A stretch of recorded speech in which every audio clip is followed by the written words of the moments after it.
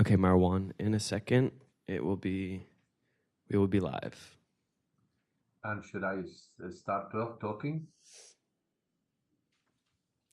Take it away. Welcome and greetings to everyone from Amman, Jordan. I want to thank you for joining us today in person in Washington, D.C., and online from across the United States and around the world. My name is Marwan Maashar. I'm the Vice President of Studies at the Carnegie Endowment for International Peace, in charge of the Middle East program. The Middle East is facing one of the most challenging moments I can ever remember. The Israeli-Palestinian conflict has returned to the top of the agenda of policymakers in the United States, in Europe, and in capitals in the region in the most devastating way. No diplomatic breakthroughs appear yet to be in the offing that could see an immediate ceasefire between Israel and Hamas, despite the efforts of the UN Secretary General and member states. In the last days and weeks, thousands, and in some cases hundreds of thousands, have taken to the streets, demanding the international community do better, for us all to do better. From London and Jakarta to Jakarta and cities in between, the demand has been ceasefire now. With each passing day, however, a protracted military campaign in Gaza that is likely to result in many more innocent lives lost becomes more likely, as does the potential for spillover to the rest of the region.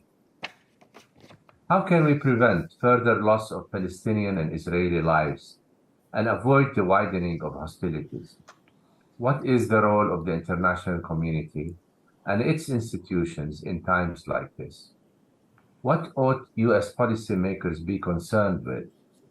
And can this unfolding tragedy become a catalyst for a meaningful process towards Israeli-Palestinian peace or not? Please join me in welcoming our moderator for the conversation today, Ishan Tharoor. Ishan is a foreign affairs columnist and anchor of today's Worldview, the Washington Post's daily column, and newsletter on global politics. With that, thank you, Ishan. I look forward to hearing from you, and my colleagues, please take over. Well, thank you, Marwan, and thank you all for being here, and thank you to our online audience. It's a real honor to be accompanying such a terrific panel and in such a deeply fraught but critical moment to be discussing what we'll be discussing this morning.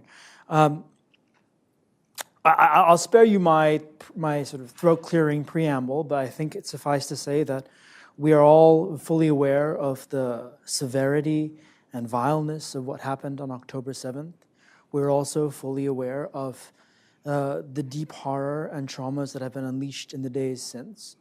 And I think we may all agree that, as the UN Secretary General said, what happened on October 7th did not happen in a vacuum.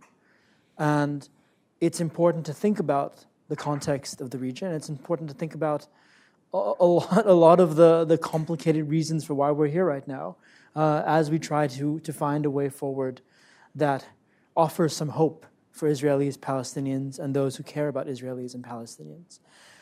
So with me to talk through this is a terrific panel. To my immediate right is Maya Berry, the Executive Director of the Arab American Institute. Next to her is Dalia Shendlin, a columnist for the Israeli newspaper Haaretz, a political scientist, a pollster, and a fellow at Century International. She's the author of a new book entitled The Crooked Timber of Democracy in Israel. Next to Dalia is Zaha Hassan, a human rights lawyer and a fellow at the Carnegie Endowment for International Peace. And last but not least is Matt Duss, Executive Vice President at the Center for International Policy, as well as a former foreign policy advisor to Senator Bernie Sanders. Dalia, I'd like to start with you. Obviously, what happened on October 7th is being described as a sort of hinge moment in Israeli history, the worst day of violence for the Jewish people since the Holocaust. The Israeli government has gone full bore on retribution.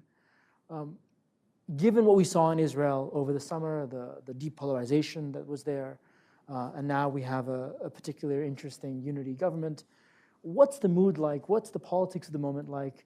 And what is it telling you about the directions in which Israeli society may go after this? Yeah, thank you for the question. Thank you for your opening, and thank you for hosting this. Well, the mood overall is obviously, I think, still one of Israel reeling in shock, and frankly, much of the country is united in grief.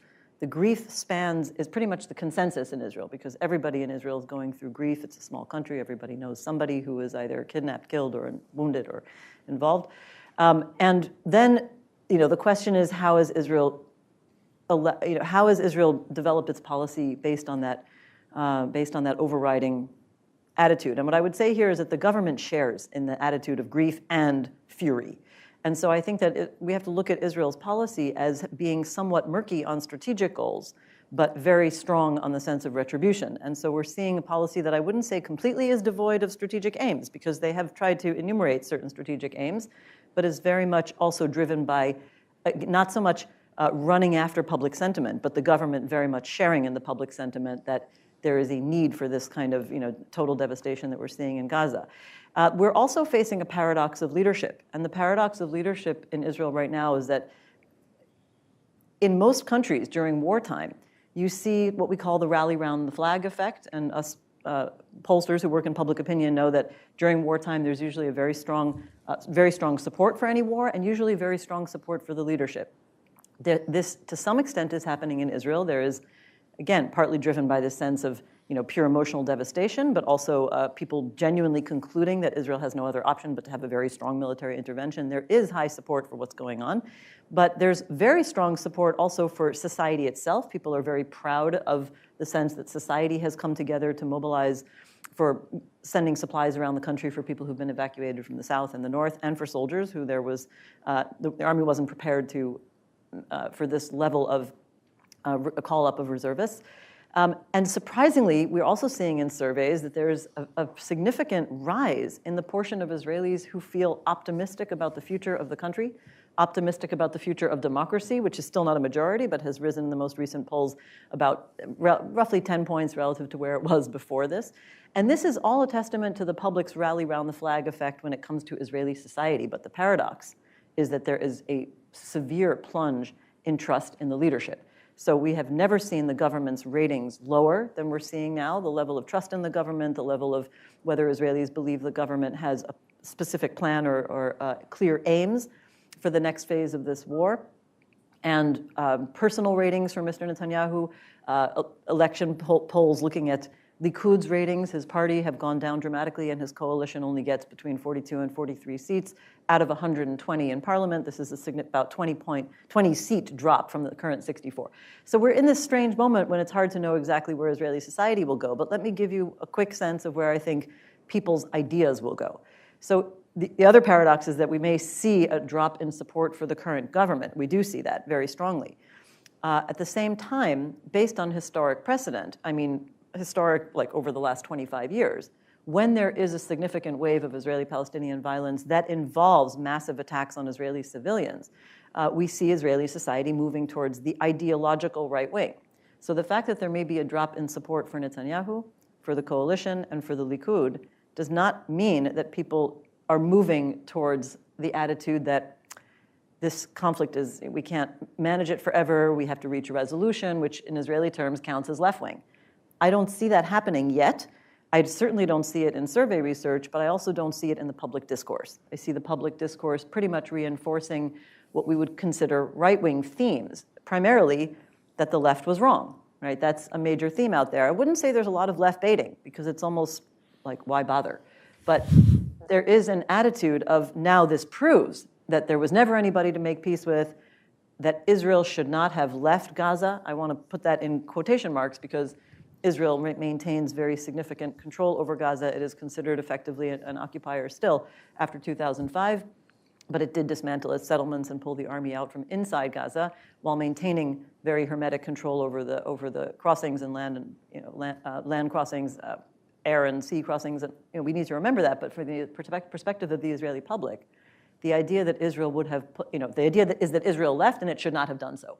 and that the lesson that many are arguing now is that Israel should never relinquish territory, should always maintain complete security control over all territory, and that, I mean, I'm just conjuring, the sum total of what I'm hearing in Israel, that essentially Palestinians should never be allowed to have self-determination, which is the kind of sum total of what of all the things being said. So given that, and given the historic precedent, I imagine that over the next few weeks and months of this war, and very likely in the immediate aftermath of the war, Israelis may reject this government, but they may, I'm not sure, but they may reject this government, but they will also cling to opinions that will bring into power whatever government, even if it's considered a centrist government, that is not likely to adopt any of the kinds of diplomatic pathways we have in the past thought would lead to some sort of political resolution of the conflict. If I could just ask just a quick question, jumping off that. Specifically, what does the current moment, what is it represented, and is it an opportunity for some of the far-right figures in Netanyahu's cabinet? We've seen National Security Minister Itamar Ben-Gvir going off distributing machine guns to civilians. We've seen Bezalel Smotrich cutting off aid funding to the PA now. How are they anchoring themselves in this moment? And are they potentially at risk, or are they potentially in a position to gain from the situation? Honestly, I think it's too early to tell. Again, based on all the surveys that have been done, and there have been a number of surveys that have been done, about 6 or 7, at this point, maybe 7 public surveys since the war started, they're not gaining in public credibility. And I think for the first several weeks, they were keeping a low profile because they weren't sure exactly what they were supposed to do. This took everybody by surprise. Now I think they're going back to their usual tactics of trying to essentially be the standout extremists. And they're sort of saying it worked for us in the past, let's continue this now. I mean, in the case of Itamar Ben-Gvir, he clearly also thinks it's a good thing to have more weapons in this region. But it's, again, he's been saying that this has been his program before, and I think he's just hoping that the kind of policies that buoyed, that propelled him to the position he's in now, I don't want to say, let's say position of power that he's in now, that they will serve him again, that this is what his public is looking to him to do. Will it work? It's hard to know. I mean, you could easily argue that Israelis will say, but this is the kind of extremist government that led to the social weakness within Israel, that led to our enemies knowing that this is the time to strike. And if Israelis come to that conclusion, maybe it won't really work out for him. But right now, everything is very immediate. And I think that there is, at least a general feeling in Israel that only more security, only more militarism, and only more weapons at every level is probably the right way to go. So I'm not sure, he's not going to see anybody pushing back on it particularly. And apropos, other things that are going on in Israel, there's a very significant persecution of dissent, right? There's attempts to crack down on dissent in civil society. And those are all supporting efforts, for a very, very repressive environment right now. I wouldn't go so far as to, there's a line between repressive and sweeping repression.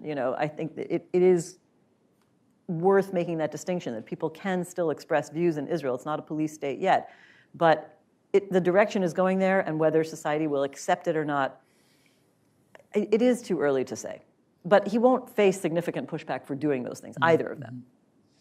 Thank you. So Zaha, turning to you, this is obviously a moment of profound political and humanitarian crisis for the Palestinians. We've heard talk of another Nakba, given the dislocations we're already seeing in Gaza, as well as the uptick in settler provocations in the West Bank. Hundreds of Palestinians in the West Bank have had to leave their homes in recent weeks. And in all this, the PA appears to have gone somewhat missing. Set the scene for us a bit about, given the ongoing war and the escalating tensions, where is the Palestinian leadership in all this, and how are they, what capacities do they have at this point to do anything? Thanks, and thanks for moderating today, and thanks for everyone for being here virtually and here at Carnegie.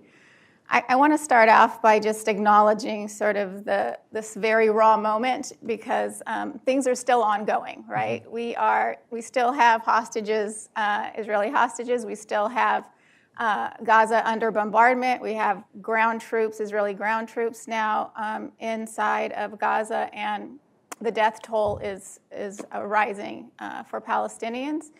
And I think it's very hard for a community, particularly the Palestinian case, hard for them to really assess everything that's going on when they're in the midst of, really for what they feel is an existential moment for them as a people. Forget about the politics or the humanitarian issue, but just being able to stay alive. And I just want to, also underscore how difficult it is to talk about this in this moment. I mean, we're sitting up here as analysts and political scientists and pollsters and all that, but it's very difficult to acknowledge empathy for either side in this, depending on which tribe you're with, and it's very difficult, in particular, to talk about Palestinian lives and empathy for Palestinian lives in this moment. I mean, we actually are seeing people penalized for doing that, losing jobs and having, their career opportunities cut short because of things that they've said that are in opposition to the violence that we're seeing in Gaza and in Israel. I mean, it's a very fraught moment. But I want to acknowledge that because it's difficult for all of us in all the spaces that we work in, and it's not easy even for us to be up here talking about it. We're all worried. What are we going to say that's going to, get us into trouble? But so let's give each other a bit of grace and talking about this. But I do want to share, because every hour it seems things are changing in a very negative direction. I mean, we are at right now, again, 8,300 Palestinian lives that have been lost in addition to the 1,400 Israeli lives. 40% of that number for Palestinians is children. And, what I've heard about how people are being found, people are being found as family groupings in their own homes. So people are dying together in their homes, and there's nowhere to go. And of course, we're still under the cutoff of food, water, and electricity, and all of that's still ongoing. And there's very little momentum to see a ceasefire to stop this, stop the starvation, what's looming starvation for Palestinians. So what concerns me in this moment right now, what concerns a lot of Palestinians in this moment right now, is the lack of empathy and the almost parallel universe we're living in right now. It's, if you're Palestinian or if you're living somewhere outside of the U.S., the kinds of news and information you're consuming right now are so different than what you would see on a U.S. network or written about in the papers here. The images that Palestinians and others around the world are seeing are so very different than what we see on CNN or Fox News or even MSNBC. And the conversation is so different. The conversation is about what can we do to stop the violence? What can we do to stop the siege? What are the legal issues involved here? I mean, these are the conversations people are having outside, but you don't see that here. And so in the U.S.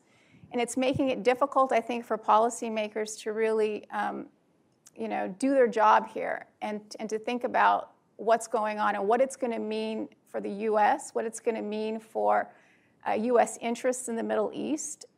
Instead, everyone's falling over themselves to talk about Israel's right to self-defense without qualification, without thinking about what that means as we send weapons to Israel, as we talk about making space for Palestinian displacement in the region. We aren't thinking about what these issues mean long-term for the U.S. So for Palestinians right now, they're trying to survive, right? And they're thinking about when is the bombing going to stop, and what's going to happen to Gaza after the bombing stops. The Palestinian Authority, you're right, they've been missing, doing a lot of condemnation and asking for the international community to step up to do its job to make to preserve peace and security for all. That hasn't been forthcoming. There is a lot of pressure on the PA for the idea of them, being brought into Gaza to clean it up and pick up the pieces afterwards. And I can tell you that this is an absolute no-go for the PA, absent some sort of political horizon as a part of that. And why? Because the Palestinian Authority doesn't want to have anything to do with Israeli mass killing, and they don't want to have anything to do with the mass killing of Palestinians, obviously. And for them to come into to Gaza on the back of an Israeli tank, so to speak, or as a part of an effort to reconstruct Gaza all from scratch is not something that the PA wants to do. It has to be a part of an international effort to come to a resolution to the Israel-Palestine quote-unquote conflict, an end of occupation, and a meaningful Palestinian sovereignty in which Palestinians as well as Israelis can live in security and have peace and prosperity, as this administration here in the U.S. says, equal measures of security, rights and freedoms, all of those things. But it can't happen just by replacing Hamas for the Palestinian Authority in Gaza. And just on your question about the West Bank, the West Bank is on fire right now. And there is no doubt in my mind that what's happening is not going to stay in Gaza. What happened in Gaza is not going to stay in Gaza. It's moving to the West Bank. It's been in the West Bank before we saw October 7th. The West Bank was on fire with settler violence that most of the time has been accompanied with IDF protection and cooperation and cover. And we're seeing it now in refugee camps that are being invaded and just gratuitous kind of destruction of refugee camps, divorced from any kind of search and arrest operation like we've seen in the past. So I think we need to keep our eye on the West Bank because as the West Bank goes and things escalate, we could see a regional conflagration that none of us are going to be able to predict the outcome of. Thank you, Zara, and thank you for that very important note on the rawness of the moment. So thank you for sharing that, and I think we can all echo those feelings. Before I get to Matt, just a moment of housekeeping for our online audience. Please submit your own questions. I believe you can do so in the YouTube chat. So we will have some time to turn to them towards the end of this event. So please do submit your questions in the YouTube chat. Matt, a few days before October 7th, White House National Security Advisor Jake Sullivan said, the Middle East is as quiet as it's been in a long time. That's not exactly a direct quote, but he said something around those words. Now we see a U.S. carrier group in the Eastern Mediterranean. We see two, maybe exactly. three coming soon. We see the complete potential collapse of U.S. efforts to usher in Israeli-Saudi normalization, and we see a return to a kind of complicated geopolitical moment in the Middle East that the U.S. cannot avoid. Mm-hmm. How do you rate what the Biden administration has done so far, and how it's managing the situation, and how it has acted or not acted in the months preceding this? Sure. Well, first, let me just add my thanks to Carnegie. In between being with Bernie and being at CIP, I was a fellow here at Carnegie, so it's nice to be back for this with my colleague Zaha and my friends. And I also want to echo what Zaha said too, just in this moment right now, how important and valuable it is to me to be here with these friends after what we've witnessed over the past 3 weeks. It means a lot to me. As you said, I think the last few weeks have really called into question, let's say, if not outright demolished, a lot of presumptions that were governing U.S. policy in the region.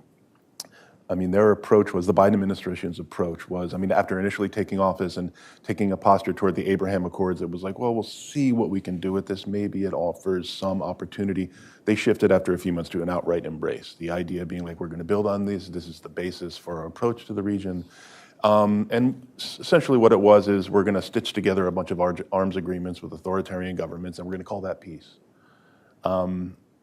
And let's understand that the overriding imperative for this administration's foreign policy around the world is strategic competition with China. That is the lens through which they see foreign policy, period. And so, the goal was, okay, we're going to use the Abraham Accords. We're going to expand them to, build stability in the region. But it's also going to be a way to box out China, at least put the brakes on China's inroads in the region.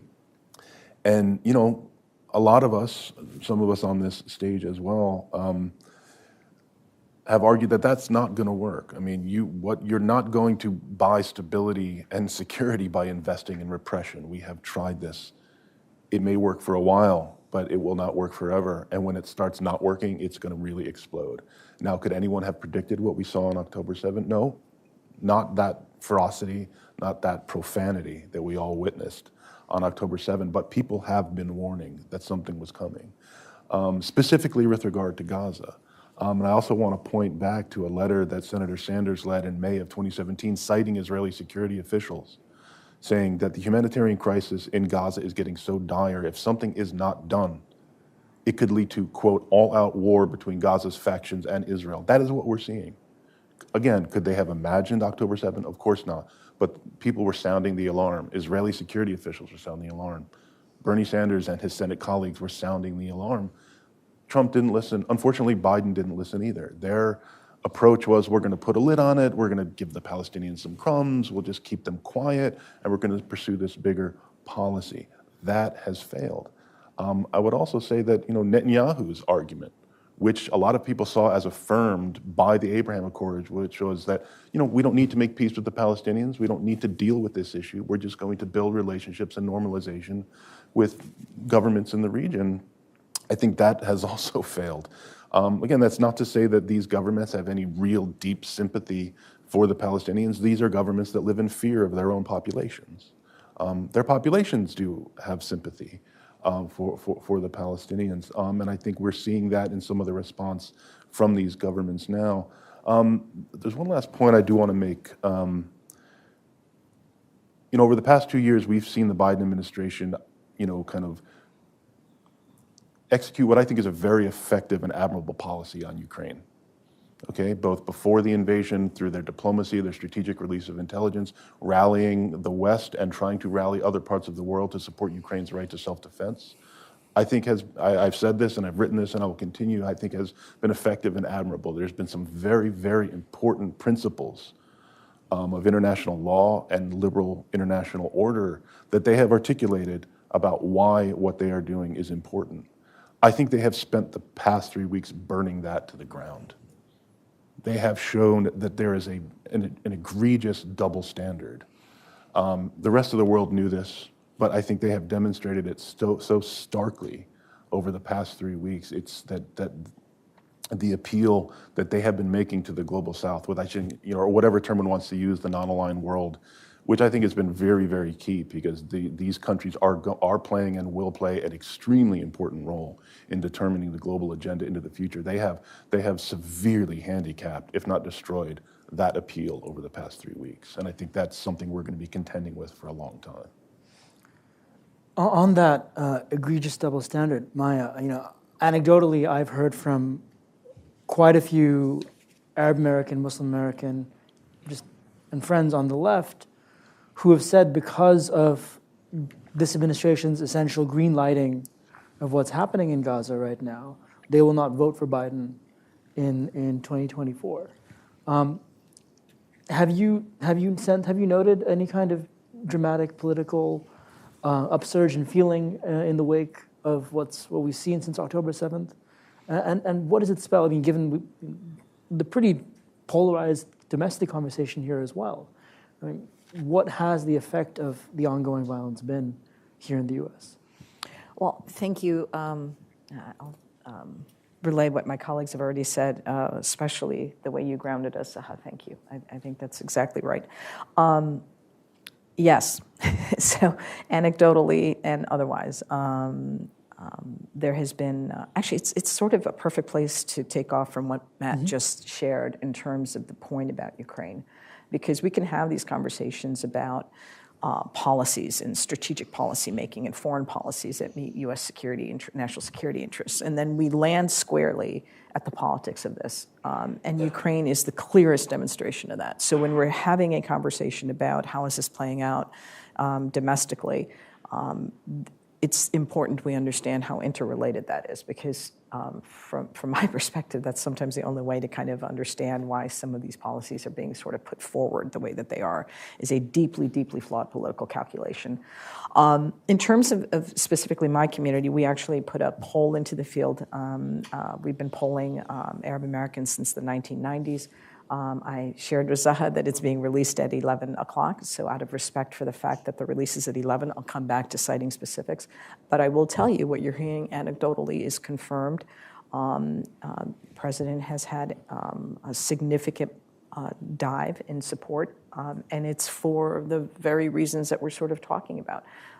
The burden that my community has is sort of something you alluded to in your opening remarks, which is that we understand this conflict didn't start on October 7th. The injustice of this conflict didn't start on October 7th. The loss of innocent civilians didn't start on October 7th. So it's devastating to see what we saw then and have seen now. But we understand it rooted in a deeply flawed U.S. approach. And the second point I would make in terms of the way that I think people are reacting to it is that, because this has come up in multiple, I mean, so you were talking about sort of, the fragile nature of the discourse on this, right? So if I have to say something, as if I have any connection to Hamas, I'm supposed to make a declarative statement about them. But the point is, U.S. agency here doesn't apply to Hamas. It does to Israel, right? In a very real and meaningful way. So Israeli policies are deeply, deeply impacted by the United States and the role that we play in that. And one of the things that there's so many moments of this where it's been like, I can't believe this is sort of playing out the way that it did. But I saw people I deeply respect saying, wonderful job, Biden administration, because you turned the internet and the self-service back on. The Biden administration spoke with clarity, and Israel turned that back on. How does one have that moment play out where, can you please turn on water and electricity? Can we address the fact that an entire section of Gaza has been ethnically cleansed? I think we can officially sort of say now past tense on that. And can we actually talk about, there's a legal meaning to genocide. We can't toss these words around, right? There's a legal definition. Can we talk about what's happening here in the context of how the United States is actively in enabling these policies because we haven't stopped them? So I think for Arab Americans and for those of us who have worked in this space, because we believe in the equal measure of human life, meaningfully, right? Like as a policy, not just as rhetorical. It's been a devastating time. And we've seen the domestic implications play out. We talk a lot at the Arab American Institute about the domestic implications of the Palestinian-Israeli conflict. I have an issue brief I can share with you that predates October 7th and everything that's happening out, because we've seen it play out on college campuses. We've seen it play out in the way that free speech doesn't apply equally to this particular issue. We've seen it with regards to, we spent a lot of time recently talking about Israel being admitted into something called the Visa Waiver Program, which is a law that has definitions that one has to meet.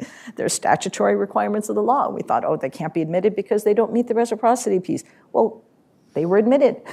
So there are lots of areas where these issues play out in a way that's, I think, sort of challenging. And in this particular climate, all that came before it is completely different and really causing harm to human rights work and to certainly our credibility everywhere in the world, for sure, but also to the way it's playing out here. Thank you. I want to circle back on that in a little bit, but Dalia first. The Israeli strategy essentially at this point seems to be that they'll make a desolation and call it peace in Gaza at some point down the road. But there is, of course, a pretty sophisticated conversation already in place about what may happen after hostilities cease in whatever form they may be. Could you walk us through what some of the thinking may be and some of the quote-unquote end games could look like in Gaza and where you think the Israelis may want to land on this? Yeah. I mean, I think the first thing to note is how we're talking about that conversation. I mean, not to get too meta about it. Sure. But what I hear and see a lot of people talking about is what Israel is planning for Gaza, and that's legitimate because Israel has more of the power. But on the other hand, it really repeats a very entrenched paradigm in which Israel decides the fate of Gaza and that Gaza's fate is different from the Palestinian fate. And I think both of those are completely failed approaches. They were wrong to begin with, not just because they're failures, but because they're wrong. Palestinians have self-determination or should have self-determination. And I also think that now we've all seen the failures of those ideas as a strategy. So I just want to frame that. I mean, I'm Israeli, so I'm here talking about it because I'm also a political analyst, but I think that we should try, if we're going to look at the future of Gaza, to not look at it in isolation from all Palestinians, particularly those who are living in the region and under occupation, and also not see this as a conversation that is under Israel's control because Israel in some ways maybe have the power, but it doesn't have the right to determine that fate. Having said that, Israel is currently determining the fate of millions of people, especially the 2.3 million who live in Gaza. And I think that the first question is what is going to happen in the immediate future? I mean, there are raging debates right now about whether Israel really has a plan, as was leaked through a media outlet that I'm proud to say I'm affiliated with, which is Local Call, and then eventually translated into 972 magazine, the leak from Ministry of Intelligence showing that there is a plan floating around somewhere within the Israeli government for simply depopulating Gaza and then permanently, the Palestinians not being allowed back. Now, I'm not going to say the government has adopted that plan. It's considered something that's marginal. But as we know, things that sound extreme and marginal in Israeli society 10, 20 years ago have become mainstream and even very central to Israel's thinking over the years. And so we can't dismiss these things, and not least because they are partially happening, right? A million Palestinians have been, or 800,000 have been dislocated. And so we don't know what it's going to look like afterwards at this point, and I think that the Israeli stated aims give us very little clarity, right? Because the stated aims of this war from the Israeli government are destroy Hamas's military capacity, destroy Hamas in general, and cut off all Israeli responsibility for Gaza. None of those really, if you try to just lift the cover on them, they don't have a lot of substance, right? Incapacitating Hamas militarily is maybe a little bit more objective, and I'd like to hope that the Israeli security, the military have a series of meaningful indicators of that. But destroying Hamas in general doesn't mean much, right? We don't know if there's 30 or 40,000 people affiliated with Hamas's military capacities. There's lots of people who, does everybody who works in the health ministry in Gaza count, even if they're professionals? And can you even talk about destroying a political ideology? Probably not. And the most quixotic of those, to me, is what does it mean to cut off all Israeli responsibility for Gaza? It makes no sense. You can't take a scissors and cut it off geographically. What happens in Gaza affects Israel in every possible way. I can give you lots of examples, but there's no way to cut off Gaza that doesn't involve significant coordination with the people in Gaza and the other countries who will be taking responsibility for Gaza. So in terms of Israel's bigger aims for the war, we don't have any clarity. And then I think that what I'm seeing in terms of ideas coming out of, again, Israeli analysts who are willing to talk about this publicly, international community, are, I would say, I can identify a couple of categories of ideas for what will happen in Gaza. Again, I think it should be considered in terms of what will happen for Palestinians in general. One is Israeli reoccupation, and I don't really think this is a plan that Israel has for permanent reoccupation in the future, but there are those in the Israeli government who would like to do that, right? There are those who would like to, depopulate, reoccupy, and rebuild settlements, and have incorporated it into their theocratic sort of cosmic vision of the fulfillment of redemption of the land of Israel. And they are maybe extremists, but they are in power. But a more, a sort of more militarized version of reoccupation, which cuts off Gaza at different parts of the Strip and maintains a permanent, or at least temporary permanent, security presence in Gaza, that is a possibility. The idea of somehow transplanting the PA into Gaza is also something people talk about, and I fully agree with your analysis of that. I think that for various reasons, it's somewhere between unrealistic and a disaster, for all the reasons you said, but not least of which because Palestinians, by everything we know on the ground in public opinion surveys, and you don't even need a survey to tell you, the PA has very little legitimacy, if any. And that holds in Gaza as well.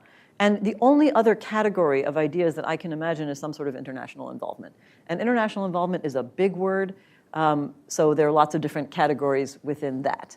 And so I'm thinking a lot about this, and I'm thinking about other precedents, and there's lots of mistakes and lots of learning that should go on from other forms of international interventions. I would say the idea of an international intervention should be understood as supporting the security needs and the governance needs. And the focus on governance and institution building should not be a matter of looking at this as some sort of international protectorate or international trusteeship in which the international community governs, but it should be understood as support for institutional reconstruction for Palestinian leadership of Palestinian society. And there are precedents for that too. They're also very problematic. I mean, I'm still trying to tease them out. But I think that some sort of international basis of support, that when we say international community, I think one of the mistakes we make is that we actually often mean the West. Okay, that obviously needs to be not the case here. But I think that the principles should be that the vision is for this to be a reconstruction of Palestinian leadership, not a trusteeship, and that the support should be for looking at Palestinians as a whole. It can't be something that's focused only on Gaza, and that there should be a clear process for the transition. If there is international involvement in helping with the institutional reconstruction, that it should be very clearly planned to make that transition to Palestinian leadership, and that the Palestinian leadership has to be grassroots, right? It has to be from diverse actors within Palestinian society. The fate of Hamas is something that I really have a hard time discussing because, again, there's Hamas military leadership, and then there's people who are sort of in the outer circles that Israel considers to be Hamas. But I think one thing I'm hearing from Palestinians that I speak to, and I'd be happy for my colleagues to weigh in on this more, is that the idea that the West, let's just call it for what it is, the idea that the international community, meaning the West, comes in and says who can be a player in Palestinian politics is one of the mistakes of the past. That has led us to a point where Palestinians feel their legitimacy, that their leadership has little legitimacy.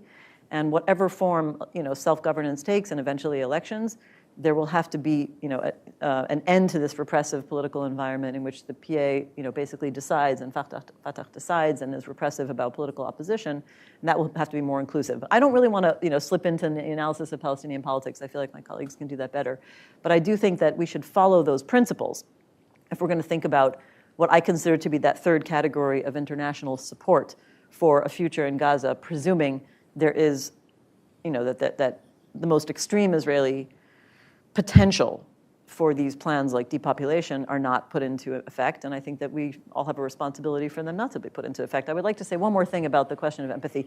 I'm very happy you raised it. It's not often that we have a chance in policy discussions to bring our personal sentiments into this, but I would like to say that it's a very hard time, but I don't find it really very difficult to have deep empathy and pain for the loss of life of my Palestinian colleagues in Gaza, in the West Bank, and of course for my friends and family and my Israeli community as well of civilians.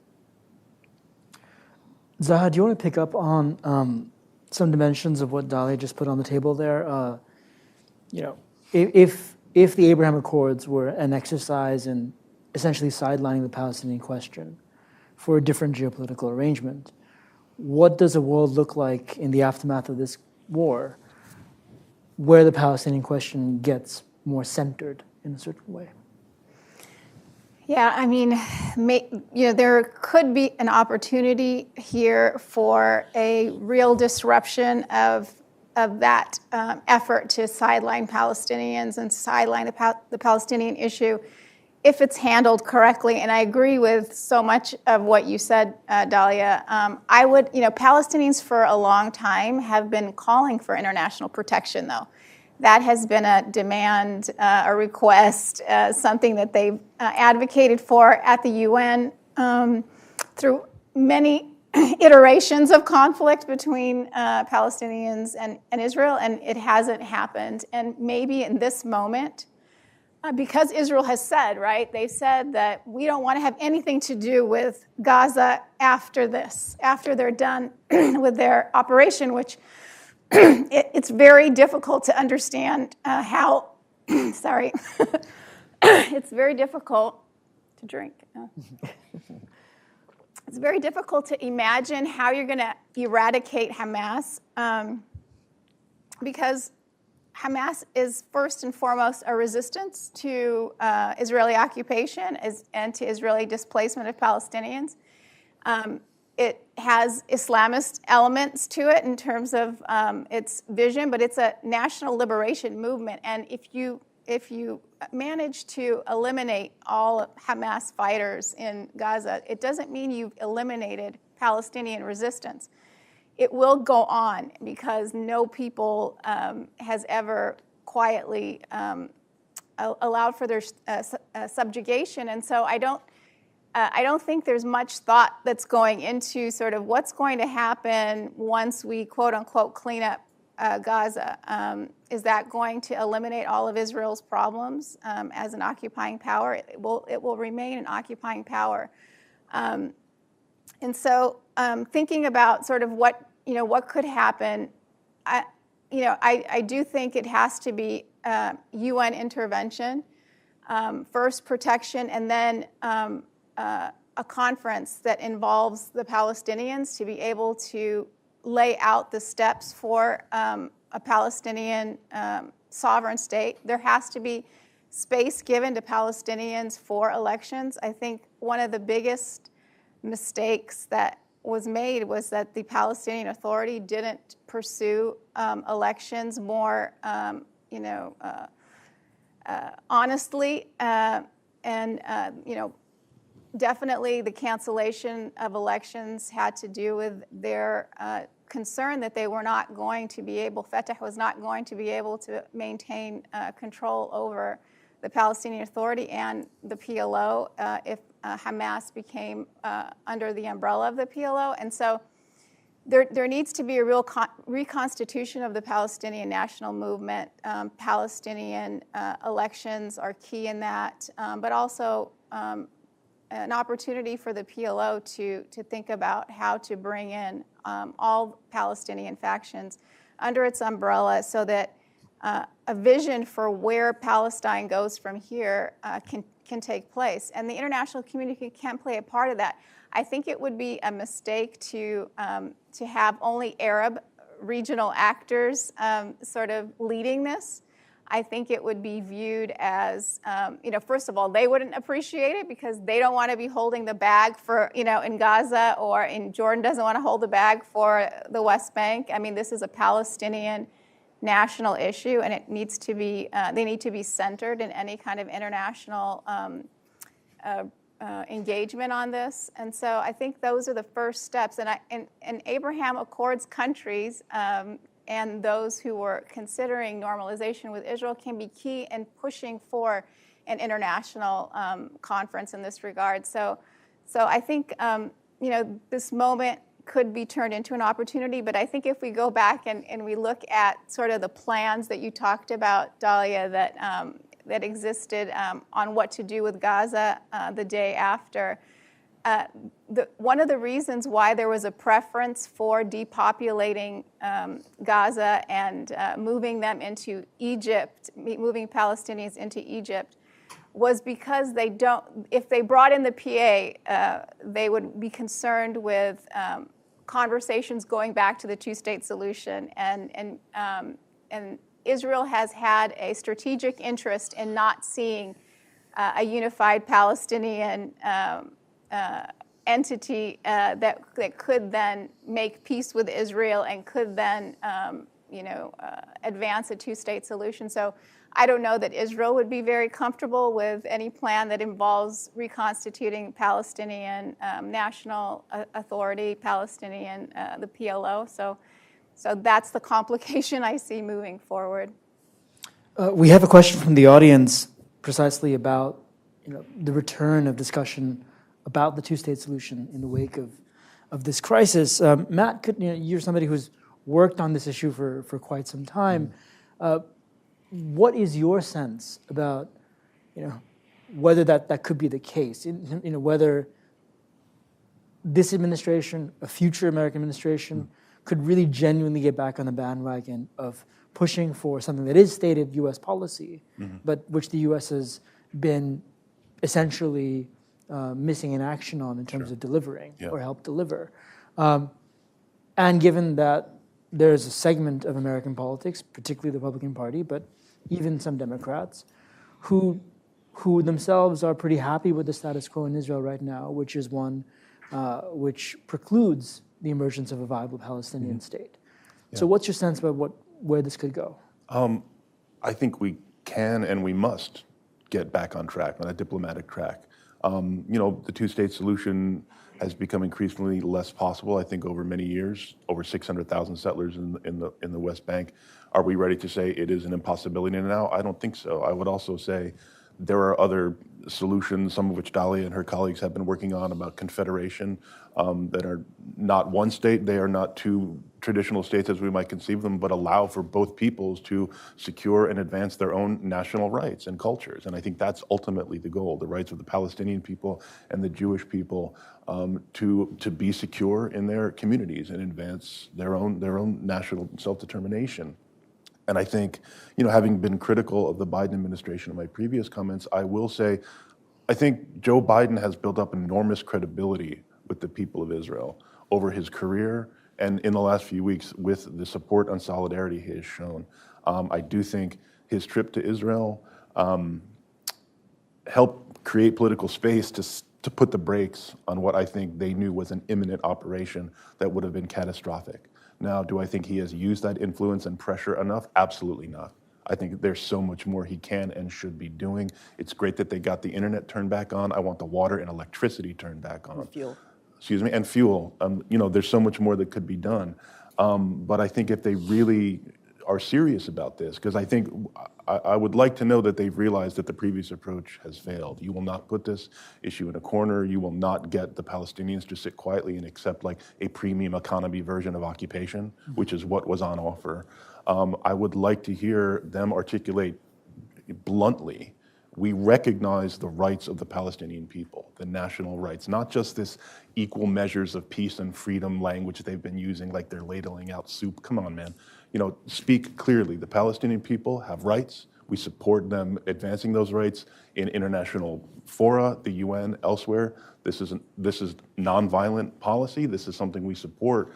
I think ultimately you need to tee up a process that shows the Palestinians that pursuing your national objectives peacefully and nonviolently will help produce goods. It will help produce freedom for you. We've been showing them exactly the opposite.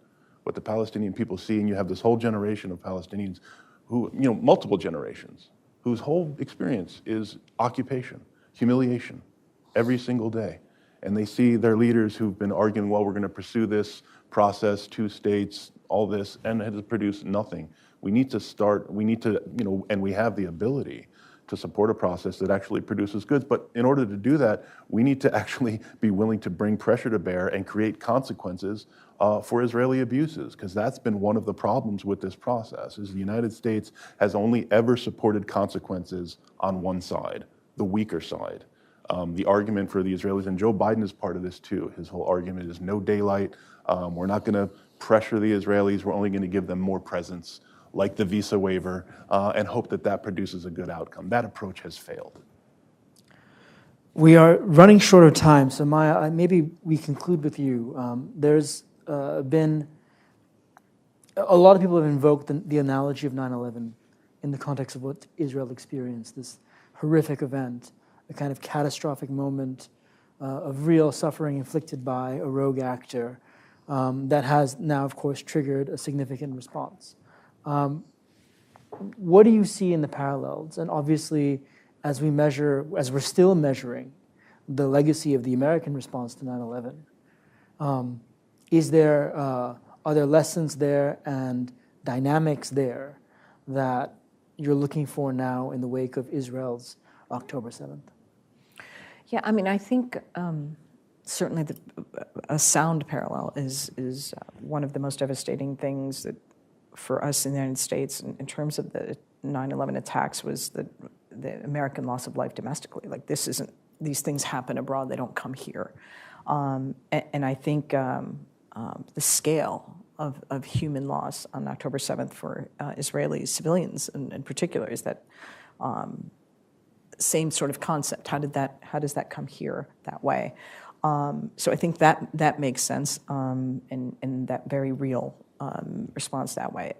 For the obvious reasons that we've all talked about and understand, we made some pretty significant mistakes in terms of U.S. policy in response to what happened on 9/11.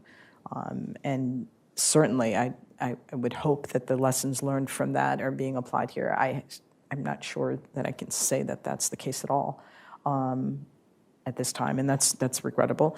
The introduction of this, I struggle with the conversation that we're having about two states as well, because the idea of a two-state solution only comes up when those pesky Palestinians are sort of doing something that results in them advocating more affirmatively for their rights. And I'm not suggesting the targeting of civilians on October 7th was that, but the point is has been correctly pointed out that like how 75 years of dispossession, 56 years of occupation, Gaza 16 years under a blockade. So when those things implode in some way, then we all say we need to advocate for a two-state solution. So it's very, very hard to listen to senators who all of a sudden believe deeply in a two-state solution at the same time that they've been doing what they have been doing in terms of enabling Israeli bad practices that have gotten us to the point where we're talking about settlements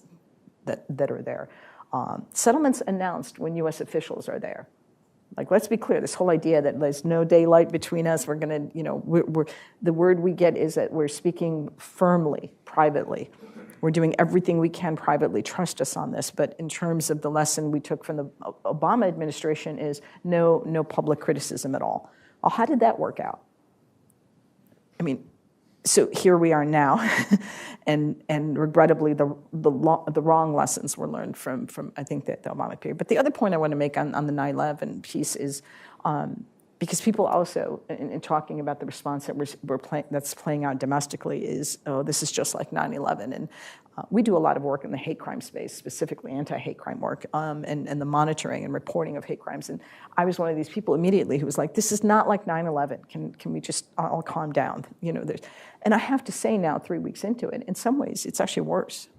Because in the immediate aftermath of 9/11, we did have a president stand up and say, don't scapegoat all Arabs and Muslims, that's wrong. We had Congress pass a resolution that said, don't turn on your neighbors, that's wrong. What do we have playing out now domestically? There was talk of censuring a member of Congress, but it wasn't the one who said flatten Gaza, and it wasn't the one who wore an Israeli military uniform. It was the Arab American Palestinian American member of Congress who said she grieved for the loss of Palestinian and Israeli lives today, yesterday, tomorrow. So if we have university presidents who are upholding the First Amendment, but doing it in a way that says those students, as abhorrent as their speech is, have the right to have it. So why don't I then, suggest that the power dynamic here is deeply problematic. We have people whose jobs have either been withdrawn or are being fired. We have hotels, folks. We literally have hotels that are canceling events for Arab American organizations, some of whom are just cultural events. They're not even directly tied to the events unfolding. So private businesses that aren't welcoming us. So we sit back and we're looking at public accommodation issues. We're talking about free speech issues. We're talking about this on a whole other level in terms of the space that's being given to pro-Palestinian voices. You have to, the bottom line is, on the most basic way, the substance of this is so morally flawed that the only way you address it, apparently, is to shut it down completely. And we've seen that play out, and we familiar with the way it plays out in Congress, and I'm certainly familiar with political calculus. And I want to say again, I think deeply flawed political calculations by this administration. It's not just Arab American voters, and I'm happy to share our data because we're wrapping up, and I can share it now because we just released it. Yes. The president, but I want to make this point before I share the Arab American numbers. They're hemorrhaging voters in the Black community. They're hemorrhaging young voters. The Asian American community, the Latino community, there isn't anyone that's looking at this issue playing out and not asking the question of why. So it's not going to sit well for 2024, not just because of us, but because I think everyone has these deep, deep questions about what's happening. But I'll tell you in terms of the numbers. President Biden in 2020 had 59% support in terms of Arab American voters. Our poll that is being released right now has him at 17. 1-7. And it's not just the president's numbers that declined. The Democratic Party ID is the lowest it's ever been since we began polling in the 1990s. So you have 59 to 17, and then you have an actual drag down of the party itself. Independents are now higher than Democrats among Arab Americans. And to be clear on this voter base, we asked the question about supporting a ceasefire. 68% said they want a ceasefire in Gaza. The national average right now is 66. So when we do our polling, this isn't a survey of our membership. This is a poll. We've been doing this since the 90s, so it's a legitimate poll. There's a few other things I just wanted to kind of highlight on this. 67% disapproval of President Biden's handling of this. 68% oppose the sending of weapons to Israel. Because of the understanding of how this is playing out domestically and the harm that it's doing, 67% of Arab Americans are concerned about expressing support for pro-Palestinian human rights. 50% are facing discrimination, and 45% are concerned about their personal safety. And to be clear, this isn't, again, just not the parochial sense. It's understanding how it's playing out more broadly. 67% are concerned about the rise in anti-Semitism right now, 78% about the rise in anti-Arab bigotry. So we have, I think, a snapshot of an electorate that is really in line with the rest of where American voters are right now. And I think the onus is on the Biden administration to understand this isn't working on the moral level, but it's also not working on the political level, in addition to, I think, the U.S. national security piece. I wasn't expecting to break news, but thank you. Thank you, Maya, for that. We're out of time, and so I just want to say this has been a conversation that could have gone on for another hour, and we probably still need more time. And I really appreciate Marwan, Maya, Dalia, Zaha, and Matt. Thank you so much for having me. Thank you to Carnegie for hosting us, and we'll be following this all very closely in the days and weeks to come. So thank you very much. Thank you, Ishan, also for moderating.